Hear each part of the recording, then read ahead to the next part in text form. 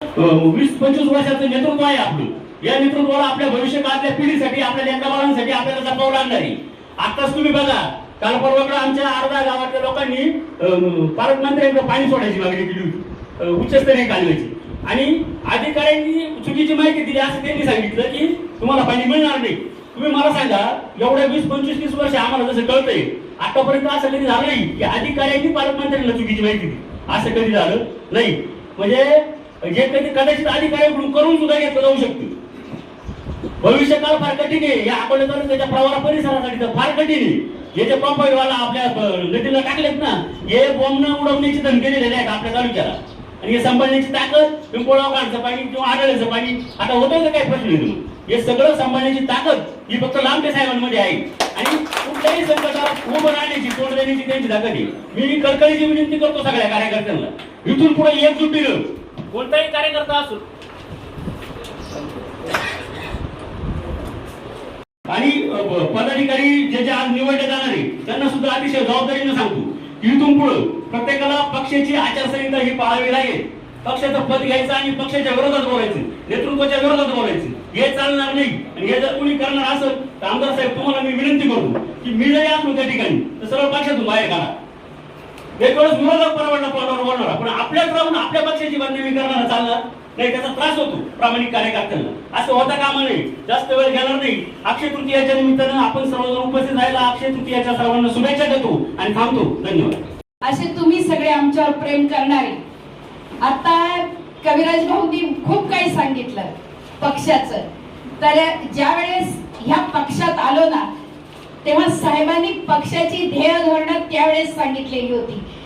त्यावेळेसच्याच ध्येय धोरणानुसार आजपर्यंत सर्व पदाधिकारी चालत आलेले आहेत आणि असावेत असं माझं वैयक्तिक मत आहे. आणि आज हा जो महिलांचा विषय आला तर आवर्जून तुम्हाला सांगा वाटतं साहेब, आमच्या अजून महिला ज्या पक्षप्रवेश करणार आहेत, पण असं आहे शेवटी महिला आहे, घरदार बघावं लागतं. आज अक्षय तृतीया, नैवेद्य पाणी, त्यामुळे हा सोहळा अजून एकदा आम्ही फक्त महिलांचा सोहळा घेणार आहे. त्याच्यात आमच्या काही महिला पदाधिकारी यांना आपण पद देणार आहोत. आणि आज ह्या थोडक्यात महिला आलेल्या आहेत आणि मी त्यांना खूप खूप शुभेच्छा देतो. जा, सगळीकडे जा, तुम्हाला त्यांचं संघटन नक्कीच दिसेल आणि दिसावं अशी मी पण महिला तालुका अध्यक्ष म्हणून सगळ्या महिलांच्या वतीनं विनंती करते. आणि जे आज पदग्रहण करणार आहेत त्यांना पक्षाच्या वतीने खूप खूप खूप शुभेच्छा देते. आणि त्यांनी पक्षवाढीसाठी असंच अजूनही काम करावं अशी मी त्यांना विनंती करते. अक्षय तृतीयेच्या शुभेच्छा देते. धन्यवाद.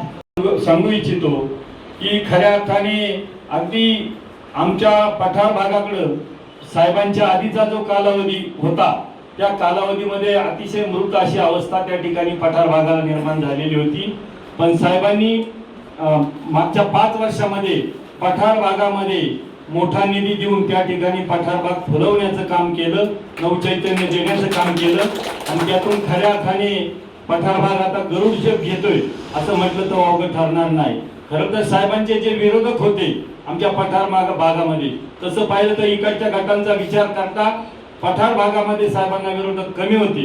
परंतु त्या ठिकाणी साहेबांचं काम, साहेबांची पळण्याची उमेद आणि प्रत्येक सुखदुःखात सहभागी होण्याचा प्रकार पाहून तिथं अनेक नवतरुण भारावून गेलेले आहेत. आणि साहेबांमुळं, वैयक्तिक साहेबांच्या कामगिरीमुळे बरेच जण या ठिकाणी या पक्षामध्ये आज या ठिकाणी प्रवेश करण्याकरता आलेले आहेत. परंतु खरं तर आज बरीचशी लग्न आहेत, गंधाचे कार्यक्रम आहेत आणि या कार्यक्रमामुळे थोडीशी आमच्याकडनं यायला थोडा उशीर झाला, थोडी लोकही कमी आले. परंतु साहेबांवरती निष्ठावंत प्रेम करणारे अनेक कार्यकर्ते या ठिकाणी आलेले आहेत. आपल्या सर्वांचं मनापासून आभार मानतो. आणि या ठिकाणी आपल्या सर्वांना एकच सांगू इच्छितो की साहेब एक वडाचं झाड आहे. आपण पारंब्या आहेत साहेबांना लटकलेल्या, परंतु पारंब्या सुद्धा जेव्हा जमिनीमध्ये मुळाचं रूप घेतात त्यावेळी त्या वडाला सुद्धा भक्कम असा आधार मिळतो. आणि ते काम आपल्या सगळ्यांना करायचे. आणि म्हणून आजच्या दिवशी आपल्या सगळ्यांचा मनापासून आभार मानतो आणि पुढील प्रक्रियेस लाख लाख शुभेच्छा देऊन थांबतो. जय हिंद, जय महाराष्ट्र. जे खूप 3.5 महत्वाचे मुहूर्त मानलेले आहेत त्यापैकी अक्षय तृतीया हा एक महत्वाचा मुहूर्त आहे. अक्षय या शब्दाचाच अर्थ असा आहे का ज्याचा क्षय होणार नाही, ज्याचा नाश होणार नाही, असा दिवस म्हणजे अक्षय दिवस. आणि आमदार साहेब, अशा दिवशी आपण पक्ष प्रवेश सोहळा आयोजित करून जे कार्यकर्ते आज आपल्या पक्षामध्ये आणि तुमच्या नेतृत्वाखाली राष्ट्रवादीमध्ये जॉईन होतात, एकत्र येत आहेत, याचा अर्थच असा आहे का ते तुम्हाला कधी सोडून न जाणारे कार्यकर्त्यांचा संच म्हणजे अक्षय मुहूर्ताचा आजचा प्रवेश. अजून एक महत्वाची गोष्ट आमदार साहेब तुम्हाला आवर्जून सांगितली पाहिजे. खरं तर आपल्या सर्वांच्या जीवनातला अत्यंत दुर्दैवी प्रसंग म्हणजे दादांचं जाणं. 28 जानेवारी नंतरचा आपल्या सर्वांना तो एक न भरून येणारा असा प्रसंग आहे. पण त्या 28 जानेवारी नंतर आमदार साहेब एक गोष्ट महाराष्ट्रात घडली आणि ती ही आहे का राष्ट्रवादी काँग्रेस पार्टीमधलं इनकमिंग थांबलेलं होतं.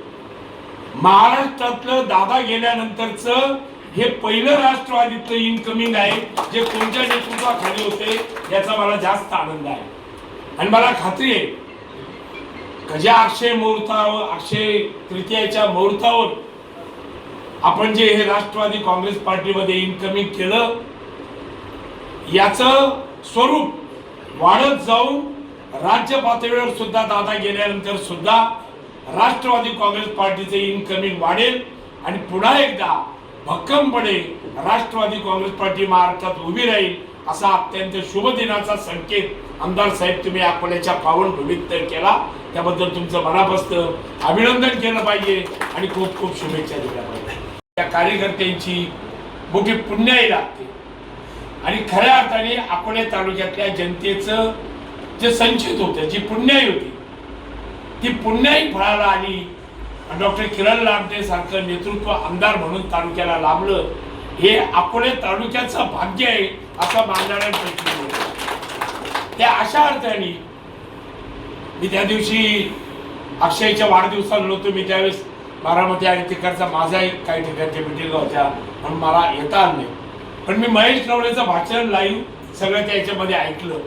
त्यातल्या एकाच मुद्द्याची मीही पुनरावृत्ती करल आणि महेशने त्याच्या भाषणात सांगितलं होतं की 10 वर्ष 15 वर्ष 20 वर्ष जातात तेव्हा 3ऱ्या 4थ्या फळीतले कार्यकर्ते हे 2ऱ्या फळीत किंवा पहिल्या फळीत येण्यासाठी पात्र होतात.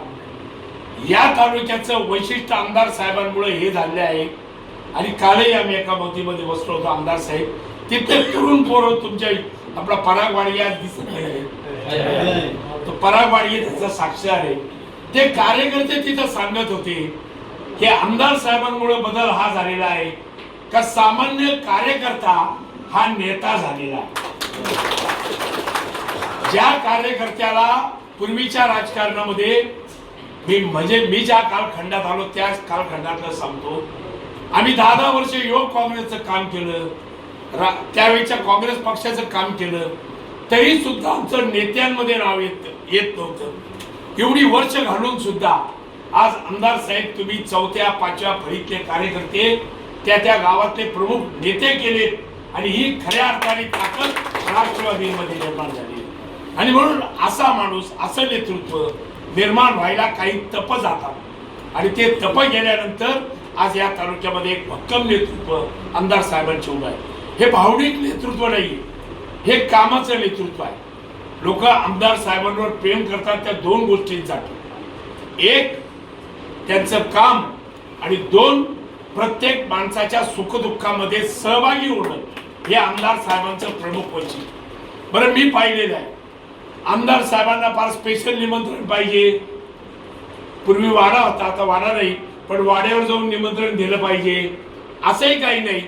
रस्त्यात एखादा कार्यकर्ता भेटला किंवा एखाद्या कार्यकर्त्याकडे कार्यक्रम आहे हे दुसऱ्या कार्यकर्त्यांनी सांगितलं तरी सुद्धा आमदार साहेब ते निमंत्रण स्वीकारतात आणि त्या माणसाच्या सुखदुःखात जातात. ही गोष्ट आमदार साहेबांची या तालुक्यात इतकी मोठी भक्कमपणे आहे का त्यामुळे आज तालुक्यामध्ये असं चित्र आहे की दूर दूर पर्यंत आमदार साहेबांना विरोधातलं नेतृत्वच मला दिसत नाही. दूर दूर पर्यंत जे कोणी होते त्यांची परिस्थिती आज तालुक्यात अशी की ते कुठंच दिसत नाही. मला कोणाचाही नामोल्लेख करून कोणाबद्दल बोलायचं नाही, पण ते दिसतच नाही. आज आमदार साहेब प्रत्येक गावात, प्रत्येक घरात, प्रत्येक गल्लीत, प्रत्येक ठिकाणी आमदार साहेबांचे कर्तृत्व आहे. हे राष्ट्रवादी काँग्रेस पार्टीचं कर्तृत्व आपल्याला अधिक मोठं करून या तालुक्याला पुन्हा एकदा मंत्रिपदाचा दर्जा असलेलं खातं आमदार साहेबांच्या रूपाने आपल्याला सगळ्यांना पाहायचं आहे. ही ताकद, ही संघटितपणे आपण त्यांच्या मागे उभी करणं हेच खऱ्या अर्थाने आपल्या सर्वांचं काम आहे. कविराजांनी सांगितलेल्या सगळ्या सूचनांची मी 100% सहमत आहे. आमदार साहेबांवरचा हल्ला हा फक्त आमदार साहेबांवरचा नसला पाहिजे, तो आपल्या सगळ्यांवरचा असला पाहिजे. कोणी एखाद्या क्ष कार्यकर्त्यांनी त्यांच्या विरोधातली जर पोस्ट टाकली तर त्याच्यावर तितकंच आक्रमक होऊन त्याला आपण सुद्धा थोडीच तोड सभ्य भाषेत, मी असं म्हणणार नाही का काहीतरी असभ्यपणे लिहा, पण सभ्य भाषेत त्यांनी मांडलेल्या कॉमेंटला आपणही उत्तर देणं आणि आमदार साहेबांवरचे हल्ले हे आपले हल्ले आहेत असं समजून कार्यकर्ते जेव्हा काम करतील तेव्हा खऱ्या अर्थाने ही एक चांगल्या प्रकारचं संघटन आपल्या राष्ट्रवादीचं तालुक्यात आहेच, ते अधिक चांगलं जाईल.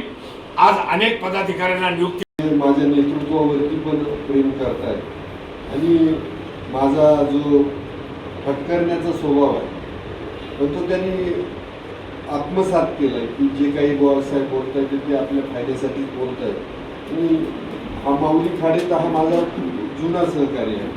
मी खरं तर ज्ञानेश्वर खाडे की ज्या वेळेला माझ्या राजकारणातली सगळ्यात वाईट दिवस होते की पिठलं आणि भातावर पोरच भात शिजवायचे, पोरच पिठलं शिजवायचे आणि जेवायला बसायचे. तेव्हापासूनचे हे ज्ञानेश्वर माऊलीसारखा माझा सहकारी तसा तो शिंदीच्या जवळ आहे, म्हणजे तो दुसऱ्यांच्या प्रेमात पडायला पाहिजे पण तसं काही झालं नाही. अशी सगळी मनापासून प्रेम करणारे आता नंदू सातीवाडी गटात आदिवासी पट्ट्यात सगळीकडे पॉप्युलर आहे. आणि मी विश्वासानं वैभव पिचडच्या विरोधातली दूध संघाची जी ही होती तर ती नंदूला मी उमेदवारी दिली होती की नंदू पुढं पैसा बिसा काही किमतीचा नाही, तत्व निष्ठा काम झपाट्यानं काम करणं.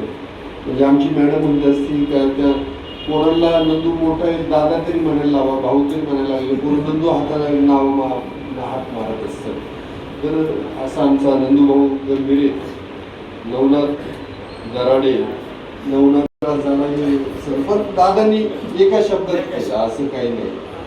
आणि तर पण आजही आम्ही आता आपण पुढं चालूया. आता तुम्हाला सांगायला लागून आपल्याला रचना करायची, मी पूर्ण वेळ तालुक्यात काम करायचं. पोपट पाहिला उठला नाही मला, मी पूर्ण वेळ काम करायला तयार. मी विचार केला की अरे पोपट पूर्ण वेळ काम करणार तर त्याचं घर कोण चालवणार, पोपटची कोण चालवणार. आज जेव्हा घरी गेलो त्यांच्या मुलीचं पोलीसमध्ये सिलेक्शन झालं, एकदा टाळ्या वाजल्या.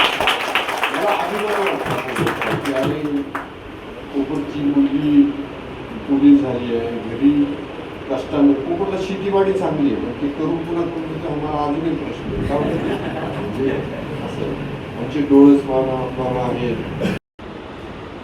शाळा आहे, सुंदर शाळा आहे. शाळेत जा कधीतरी ती डिजिटल झाली पाहिजे. त्या शाळेत चांगलं शिकवतात का ते पाहिलं पाहिजे. मला एक सांगा, गाव स्वच्छ करायचंय काय खर्च आहे हो? मागं काय झालं, गाव स्वच्छता अभियान माझ्या वाढदिवसाच्या निमित्ताने तुम्ही सुरू केलं. एका ठिकाणी स्वच्छता अभियान चालू होतं, ते पाहिलं कार्यकर्ते, त्याच्यानंतर शाळेची पोरं सगळी झाली. तिथं एकानं अडवलं.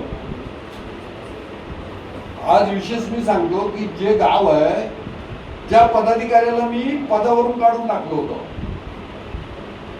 त्या पदाधिकाऱ्याचं गाव त्यानं तिथे स्वच्छता अभियान सुरू केलं. मी मुद्दाम नाव नाही सांगतो. तिथं ते विरोधातले काही तुतारीचे काही विरोधातले आले लोक किरण आमचे कोणता गाडगे महाराज आहे, कशासाठी तुम्ही स्वच्छता करताय? म्हणजे परत गाडगे महाराज जन्माला नाही आला पाहिजे का? परत छत्रपती जन्माला नाही आला पाहिजे का? परत शिवाजी जन्माला नाही आला पाहिजे का?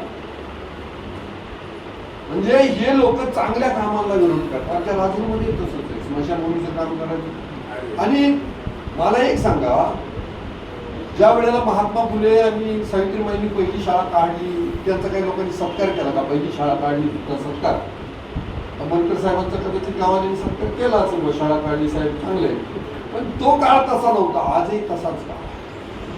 मी सांगत होतो की बाराबंकीला जी लोक आहेत, 18 पगड जातीची जी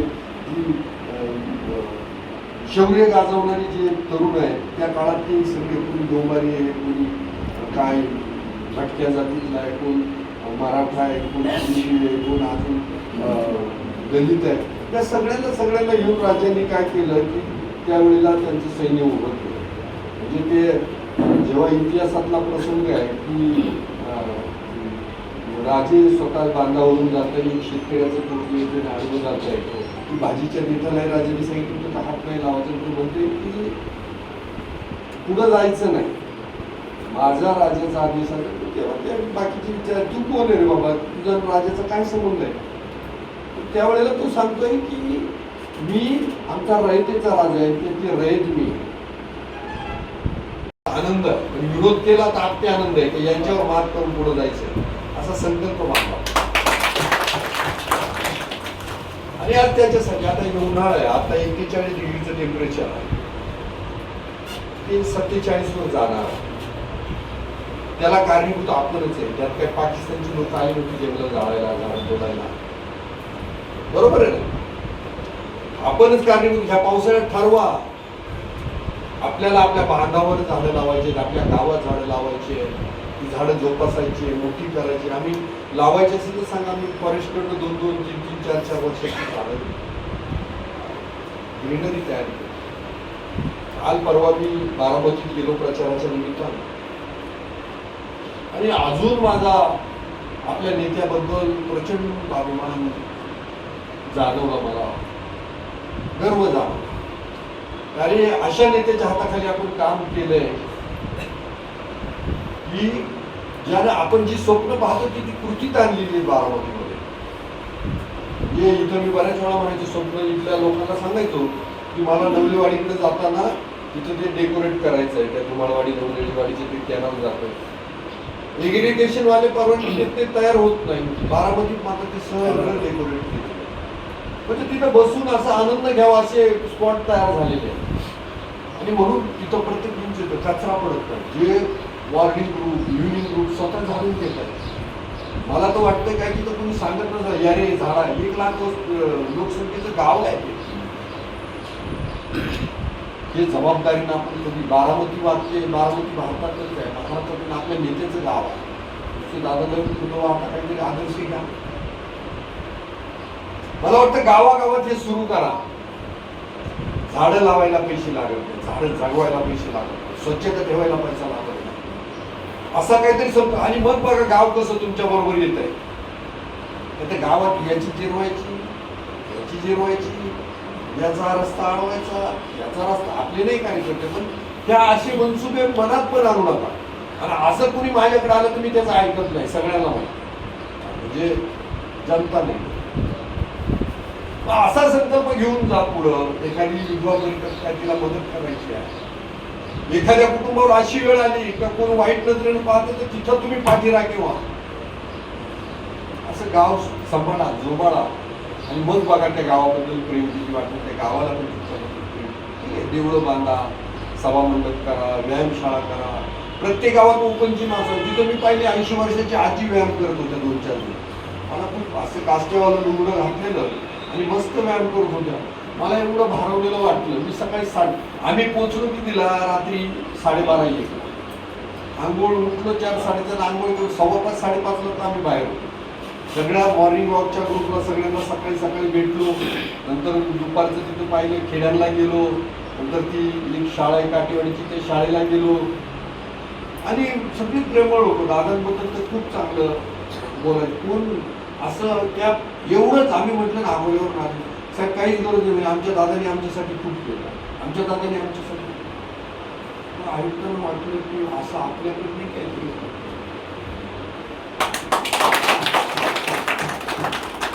आणि त्यासाठी त्यांचे सहकारी कसं काम करतात. आपल्याला पण हे काम करायचं आणि त्यासाठी आपण बारामतीला पण जे कार्यकर्ते आहेत आधी लिहून द्यायचं की आम्ही आल्यानंतर गावात आमच्या बदल करू, त्यानं त्या गाडीत बसायचं. उगाच टाइमपासला बोलून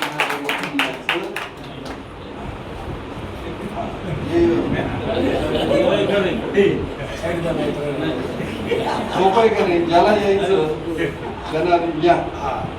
कचरा टाकण्याची जागा म्हणजे आमचा हायवे झाला. जाता जाता नोकरदार अशी टाकून देतात, हॉटेलवाले टाकून देणारे नका करू. तर तसं होऊ देणार नाही. मी शिव मॅडमला सांगितलं आणि खरं तर तुम्ही सगळ्यांनी कबूल केलं पाहिजे. नगरसेवकांनी 5 वर्ष वाया घालवले या अकोल्याचे. म्हणजे तुमच्या नगर अध्यक्षांसह तुम्ही सगळ्यांनी कबूल केलं. तर असं करून नाही चालणार. तुम्हाला मी हे सांगतो की आपल्याला खूप चांगलं काम करायचं आणि घरच्यांना वेळ द्यायचा. एक वेळेला मला वेळ देऊ नका. एखादा आपण कृषीचं तुम्ही सगळे मिळून एखादा सेमिनार लावा. अजून उद्योग काय निर्माण करता येत आहे. मी आता कचरा व्यवस्थापनावर अभ्यास करतो. प्लास्टिकचा कचरा आता इथं म्हणते कोणतं तरी नेत्यानं कचऱ्याचे ठेका घेतला कचरा उचलत नाही. तुमची नगरपंचायत काय झालं साहेब, मी काल परवा तुमच्या नगरपालिकेच्या सीओला फोन केला होता. नगरपालिकेच्या सेफ्टी नाही तुमच्या उपस्थितीसाठी टाळ्या वाजल्या. पठार भागापासून सगळ्याच आदिवासी भागातून आपल्याला मुळाप्रव लागण्याची एवढे मोठ्या प्रमाणात सुरुवातीचं नाव राहिलं. आता माझ्या नावाला दिला असे जीवाभावाचे कार्यकर्ते आहेत आणि त्या कार्यकर्त्यांच्या जीवावर महेशरावांनी अजून एक विधान वापरलं ते तुम्ही नाही सांगितलं की ज्या नेत्याबरोबर एकनिष्ठ कार्यकर्ते त्या नेत्याला कधीच हरवणं शक्य. मग असे एकनिष्ठ कार्यकर्ते जेव्हा तुम्ही जीवाभावाचे माझ्या बरोबर असतील तर मला वाटतं माझा म्हणजे इथल्या आपल्या सगळ्यांचा पराभव करणं अवघड आहे. आणि आपण असंच राहतो. विरोधकांना दारू पाजायचं, विरोधकांना नालायक लोकांना फूस द्यायची. आता तुम्हाला सांगतो खरं तर त्या पोलिसांना मी सांगितलं की राघोजी भांगरेचा विटंबना करणार आहे ना कोण आहे ते शोधा. त्याला आहे ना गावात बडवलं पाहिजे. आता तपास सुरू आहे. आता त्याला गावात घेऊन पडवलं ना पोलिसांनी एक अंदाज वर्तवलाय की मग तालुक्यातलं चित्र सगळं क्लिअर होईल की काही प्रवृत्ती वाईटासाठी कशा लढतात.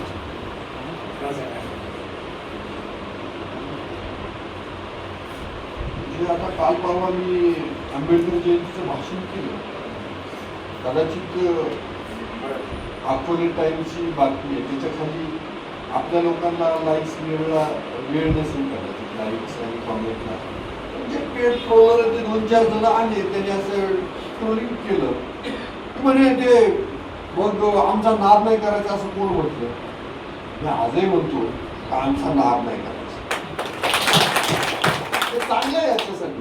मी सांगतो का महाराष्ट्रात आहे ना असं राजकारण तुम्ही केलंय की नाही मला माहिती पण आपण ज्या पद्धतीचं राजकारण करतो सगळ्यांना घेऊन राजकारण करतोय. मी तर सांगतो आमच्या माय भगिनी तुम्ही वाकड्या डोळ्यांनी तुला ते पाहून दाखवा म्हणजे डोळे नाही काढले म्हणजे तुम्हाला माहित असावं म्हणून भविष्याच्या आश्रमशाळेचा एक प्रसंग तुम्हाला पीओ मॅडमचा फोन आला. मला म्हणजे तुम्हाला व्हॉट्सअप करेल मी व्हॉट्सअप कॉल करा. त्यांनी सांगितलं का असं असं झालं लगेच कारवाई करा पोलीस केस द्या. सुटका नाही.